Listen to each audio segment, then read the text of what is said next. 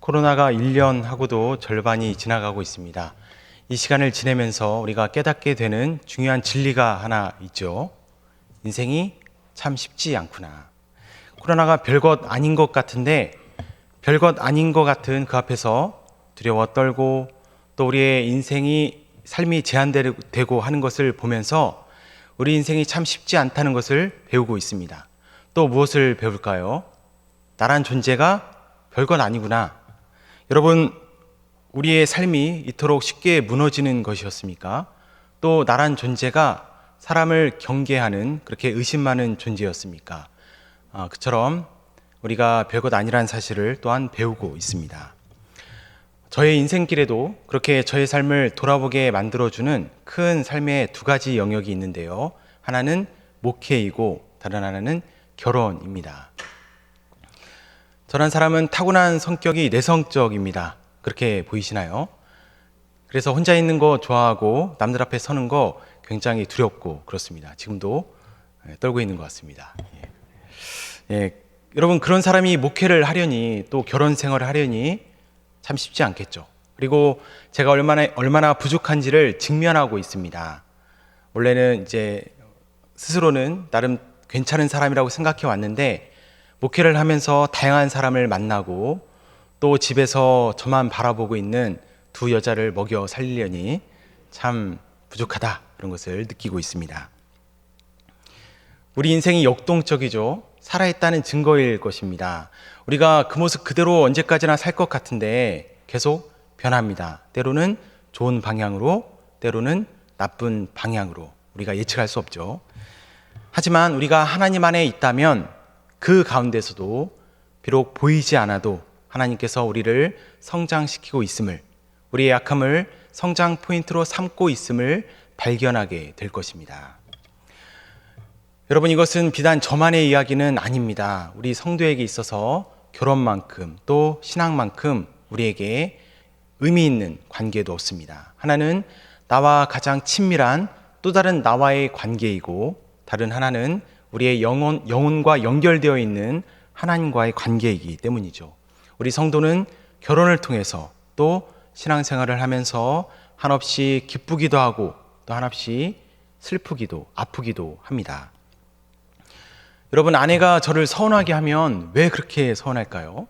또 저는 굉장히 사소해 보이는데 작은 실수 하나 때문에 자기 마음을 몰라준다면서 아내는 아내대로 왜 그렇게 쉽게 토라지는 것일까요?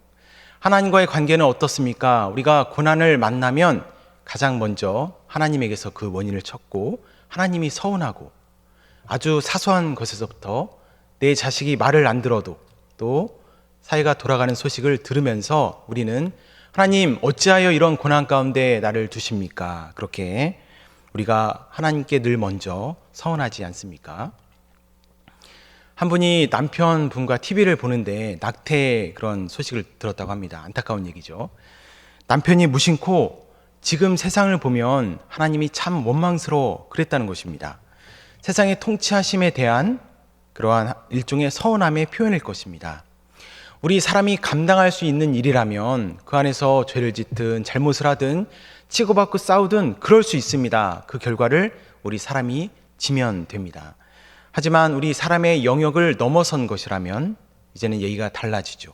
바로 그럴 때 하나님께서는 왜 침묵만 하십니까? 하는 우리 신앙적인 고민과 고뇌가 담기는 그것이 하나님에 대한 원망과 또 서운함으로 표현되는 것입니다. 이 서운함 자체는 자연스러운 것입니다. 그런데 문제는 우리가 서운함으로만 그칠 때가 너무나 많다는 것이죠. 하지만 정말 가까운 사이에서의 서운함은 풀어야 합니다. 풀지 않으면 병이 됩니다. 부부에 있어서도 하나님과의 관계에 있어서도 서운함을 그냥 두면 그것이 서로의 진솔함을 막는 벽이 되기 때문입니다. 우리 한국 정서는 왜 그렇게 억압이 많을까요? 우리가 서운하고 뭔가 막힘이 있어도 어쩔 수 없다고 생각하고 원래 다 그렇게 사는 것이라고 포기하고, 그래서 혹시 가슴에 응어리로 남은 분들은 없으십니까? 우리가 가정의 달을 보내고 있습니다. 오늘이 5월의 마지막 주일인데요. 가정의 달을 보내면서 가장 친밀해야 할 부부와의 또 하나님과의 이 관계 회복에 대해서 우리가 함께 묵상해 보려고 합니다.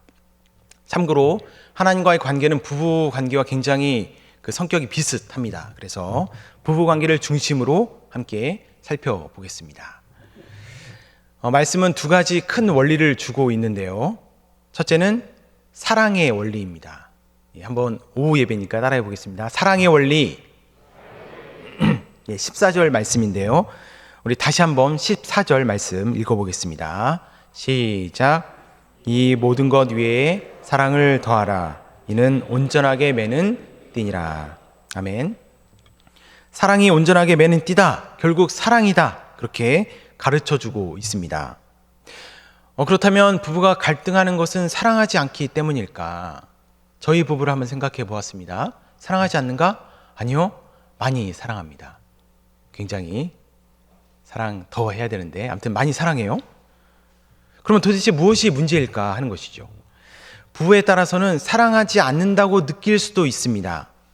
물론 처음 만났을 때의 어떤 풋풋함 그리고 어떤 불같은 열정 그것은 사라졌을 수도 있죠.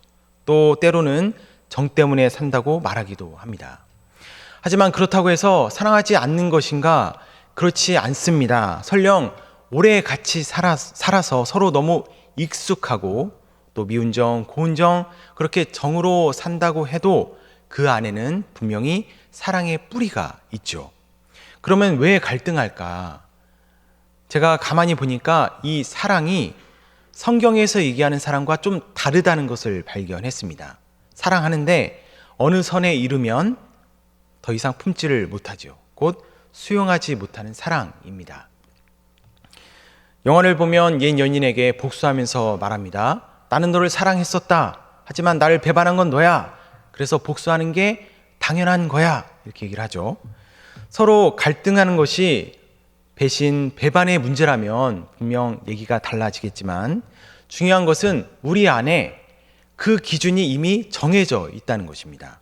그 사람을 수용할지 말지 어디까지 이해하고 넘어갈지 그 기준이 내 안에 정해져 있습니다. 우리가 원부모 얘기를 참 많이 하는데 이 시간에도 잠깐 언급하지 않을 수 없겠습니다. 왜냐하면 이 기준이라는 것이 지금의 이 사람을 만나기 전까지 살아온 나의 삶, 곧 원부모와의 관계에서 형성된 것이 굉장히 많기 때문입니다. 부모님들이 직접 가르치기도 합니다. 또 가르치지 않았어도 부모님들의 관계를 통해서 아버지가 어머니를 대하고 어머니가 아버지를 대하는 그 태도를 통해서 그 우리 안에 자연스럽게 내면화됩니다. 그리고 그것이 나의 판단의 기준이 되지요. 그런데 여러분 스스로에게 물어본 적이 있습니까? 이 기준이 과연 절대 진리인가? 이 기준은 진리는 아니죠. 하나의 생활 양식에 불과합니다. 익숙한, 더 정확하게는 부모님 세대에 서로 익숙했던 생활 양식일 뿐입니다. 하지만 이제는 그 서로가 변했습니다. 부모님이 사시는 것이 아니라 이제는 나와 내 사람이 사는 것이죠. 그렇다면 기준이 분명히 변해야 할 텐데 우리가 스스로 이대로 괜찮은지 물어본 적이 없다는 것이죠. 그것이 문제입니다.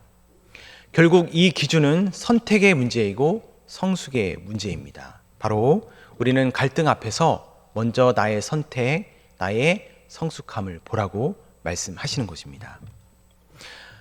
자, 말씀을 보십시오. 감사하게도 하나님께서는 이 모든 것을 말씀 안에 이미 다 담아 놓으셨습니다. 우리가 14절 말씀을 같이 읽었는데 이 말씀에서 사랑을 얘기하고 있지만 중요한 것은 사랑을 더하라 하고 말씀하고 있다는 사실입니다. 여러분 이 말이 무슨 의미일까요? 사랑보다 사랑한다고 말하기 이전에 먼저 필요한 것이 있다는 것이죠. 그것이 13절의 말씀입니다. 누가 누구에게 불만이 있거든 서로 용납하여 피차 용서하되 주께서 너희를 용서하신 것 같이 너희도 그리하고. 용서와 용납, 사랑은 그 위에 더하는 것입니다. 곧 우리가 사랑이라고 말하려면 그 사람에 대한 용납과 용서가 먼저 있어야 한다는 가르침이죠. 여기서 용서와 용납이라고 해서 뭔가 거창한 것을 말씀하시는 것이 아닙니다. 사실 우리는 100% 용납하고 용서할 수 없죠. 설령 그럴 수 있다고 말한다고 해도 우리는 세심하게 복수를 합니다. 제가 앞에서 복수 이야기를 했는데 여러분, 복수라고 해서 꼭 치고받고 싸워야 복수입니까? 하지 말아야 하는 것을 하는 것도 복수이지만 그 사람을 괴롭게 하기 위해서 해야 하는 것을 하지 않는 것, 곧 진심으로 대하지 않거나 마음을 닫고 열지 않는 것, 그것이 우리가 술술치 않게 하는 복수입니다. 우리는 비록 100% 용서할 수 없고 때때로 복수하는 것이 우리이지만, 하지만 적어도 우리 안에 있는 이 기준에 대해서 어디까지 용납하고 어디까지 용서할지 그 기준은 우리가 선택할 수 있습니다. 또 말씀을 이어서 보십시오. 그 앞절인데요. 용납과 용서를 말씀하시기 이전에 먼저 말씀하시는 것이 또 있습니다. 바로 12절 말씀입니다. 중요하기 때문에 우리가 함께 읽어보겠습니다. 시작. 그러므로 너희는 하나님이 택하사 거룩하고 사랑받는 자처럼 긍휼과 자비와 겸손과 온유와 오래 참음을 못 잊고. 이 말씀이 얘기하시는 것이 무엇일까요? 그것은 너 자신을 먼저 보라는 것입니다. 우리는 늘 상대방이 어떤 사람인지를 묻죠. 사랑받을 만한가? 용서해 줄 만한가? 하지만 성경은 말씀하십니다. 너 자신을 먼저 보라. 나는 어떤 사람인가? 중요한 것은 그에게입니다. 물론 나는 나대로 꽤 괜찮은 사람입니다. 하지만 그에게 나는 어떠한 사람인가? 12절에는 5가지 덕목이 나오는데 존 파이퍼 목사님이 지으신 결혼 신학에서는 이 5가지 덕목을 여기에 용서와 용납을 더해서 둘씩 묶고 있습니다. 그러면서 이 짝들이 각각 내적 조건과 외적 행동이 된다고 말하고 있습니다.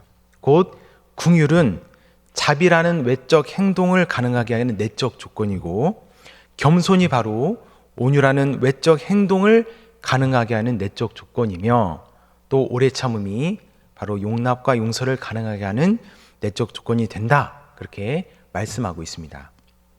그렇다면 여러분, 무엇이 핵심이죠? 자비보다 긍휼이, 온유보다 겸손이, 또 오래 참음, 인내가 핵심입니다. 자비 행동이 나타나기 위해서는, 아니 우리의 작은 선행이 진짜 자비이기 위해서는 우리 안에 긍휼이라는 동력이 있어야 한다는 것이죠. 나머지도 비슷합니다. 그렇다면 성경이 우리에게 지금 묻고 있는 것입니다. 그대는 어떤 사람인가? 그대는 진정 긍휼한 사람인가? 그대는 겸손한 사람인가? 교만한 사람인가? 그대 안에는 예수님처럼 내가 억울하고 내가 고난 힘들어도 인내하고 있는가? 그렇게 우리 안에 도대체 무엇이 있는가 묻고 있는 것이죠. 그 사람이 어떤 사람인가를 묻기 이전에 내가 어떤 사람인지, 얼마나 미숙한지를 먼저 보라. 그렇게 말씀하시는 것입니다.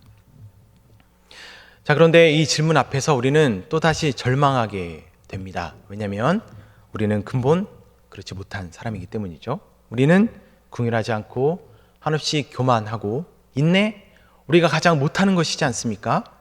우리는 너무 미숙합니다. 그러면 우리에게 희망이 없는 것입니까? 하지만 여러분, 하나님의 말씀은 명령이지만 동시에 가능성임을 믿으시기 바랍니다. 하나님이 명령하셨다는 것은 동시에 이루시겠다는 약속입니다. 우리는 하나님을 명령을 따를 수 없습니다. 왜냐하면 근본 죄인이기 때문이죠. 하지만 가능합니다. 어떻게 가능할까요? 바로 하나님 안에 있으면 가능합니다. 우리가 할 수 없는 그 일을 하나님이 하시죠. 명령하신 그것을 하나님이 친히 이루어 가십니다. 그래서 우리가 읽지 않았지만 4장 2절의 말씀을 주고 있습니다. 곧 두 번째 영적 원리인데요. 기도를 계속하고 기도에 감사함으로 깨어 있으라. 이 말씀은 이 앞에서 계속해서 모든 기본적인 관계에 대한 가르침을 준 후에 권면의 말씀으로 동시에 그 관계에 대한 결론으로서 주시는 말씀입니다. 여러분, 기도를 이렇게 이해하십시오. 기도는 해야 해서 하는 것을 넘어서 우리가 하나님이 이루실 미래를 경험하기 위해서 하는 것입니다. 기도하는 가운데 우리는 하나님의 뜻을 듣습니다. 나의 인생을 향한 놀라운 계획을 듣게 됩니다. 그리고 그 일이 실제 이루어져 갈 때 하나님이 하신 것을 알게 되죠. 바로 기도하는 사람만이 알 수 있는 특권입니다. 우리의 연약함의 문제도 마찬가지입니다. 하나님께서 너 자신을 보라고 말씀하시는데 나를 보니 더 절망스러우십니까? 배우자에 대한 긍휼도 없고 겸손도 없고 인내도 못하시겠습니까? 하지만 명령이라면 동시에 약속임을 기억하십시오. 그 믿음을 가지고 기도하는 것입니다. 우리의 방향을 그 사람이 아니라 내가 변하는 것, 내가 성숙하는 것에 맞추고 기도하십시오. 그러면 하나님이 어느 순간 우리 안에서 역사하고 계심을 발견하게 될 것입니다. 끝으로 부부관계는 축복이다라는 사실을 제 체험을 좀 얘기하면서 말씀을 마칠까 하는데요. 저 아내가 결혼 초에 뷔페를 간 적이 있습니다. 이 떡볶이, 순대 이런 거, 이 분식을 먹는 뷔페였는데요. 둘이 기분 좋게 외식하러 갔겠죠. 갔더니 테이블에 남기면 2,000원이 써 있었습니다. 둘이 정말 맛있게 먹었습니다. 먹고 또 먹고, 먹고 또 먹고, 맛있게 먹었는데 이제 거의 차서, 근데 좀 서운하잖아요?